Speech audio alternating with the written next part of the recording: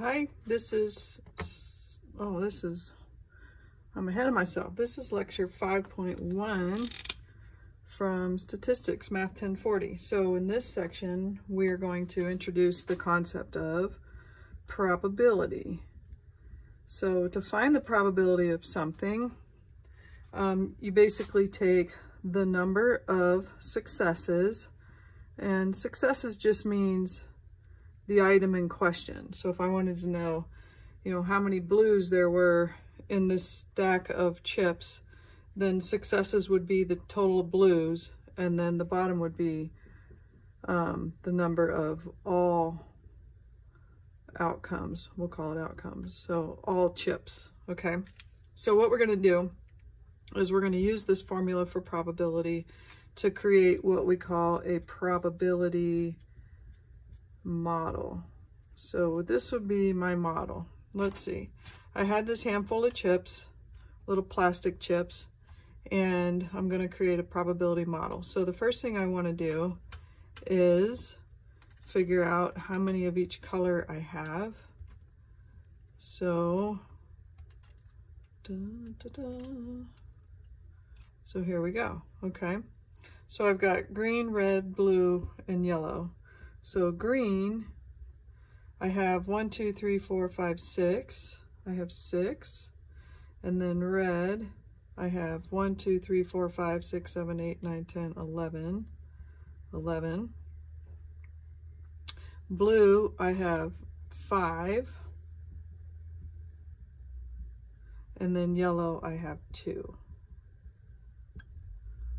Okay, so all I've done is just basically created a frequency chart. Now, if I want to know the probability that I reach my hand in, I close my eyes, and then I pull out a color, the question is, well, what's the probability that I pull out a green? So I would use my probability formula. Well, how many greens are there? There are 6 greens. That's my successes, because that's the question I'm asking. Divided by total. How many total were there? There were 24, I think. Let's see, 7 and 6 is 13, 11 is 24. So 6 out of 24 would be the number of greens I have. So the probability.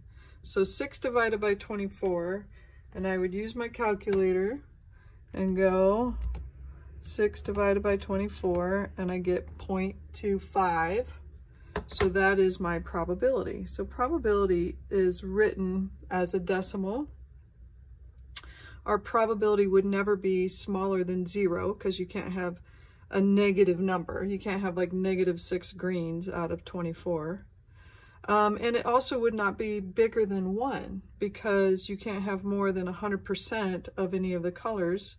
Otherwise it wouldn't make sense, right? You could have 100% green and none of the other colors, but you can't have more than 100%.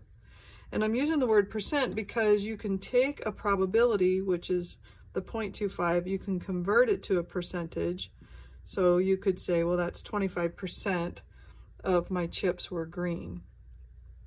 All right, let's look at red. So red, I'm going to find the probability by using my probability formula. In this case, red is my successes, because that's what I'm asking about, divided by 24. So if I do that on my calculator, 11 divided by 24, I'm going to round that to 0.46. Okay, and you'll round based off what the homework tells you. All right, if I wanted to convert that to percent, this would be 46% of all of my chips were red. All right, blue would be 5 out of 24. So 5 divided by 24, I'm going to round that to 0.21. And then yellow is 2 out of 24, which is 0.08. 2 out of 24. Okay, so these are called probabilities. When they use the word probability, they're referring to the decimal. Okay, otherwise they'll say percent. What's the percent chance or something like that. All right, so my percent here would be 21% and then 8%. Okay, so this probability model shows all the possible colors, right? And then what their probability is. Now, one of the characteristics about a probability model is that the sum, which means adding them up, of the probabilities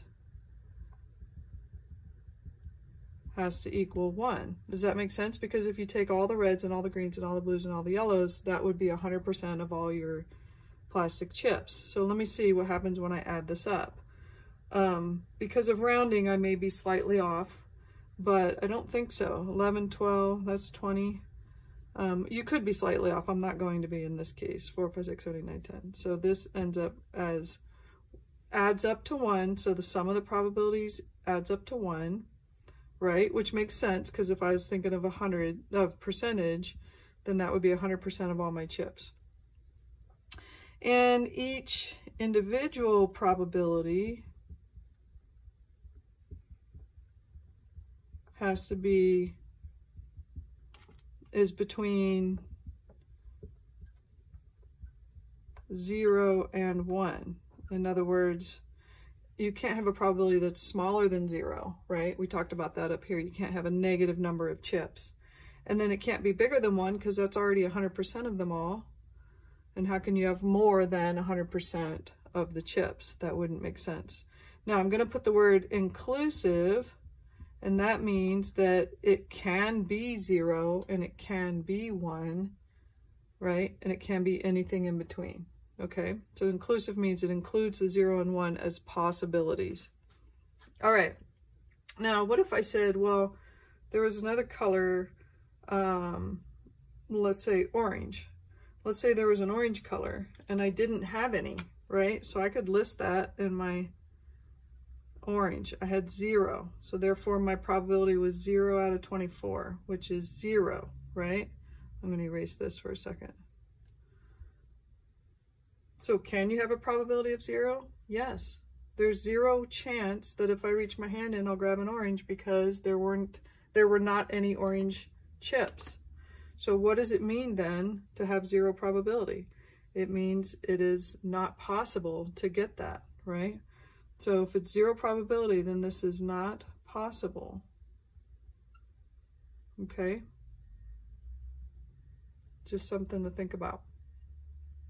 Okay, now does this probability model look a lot like relative frequency? What did we do for relative frequency? We took the number of that color divided by the total. It is exactly the same. So if you want to build a probability model in StatCrunch, just build a relative frequency. And just as you recall, that was graph and then bar plot.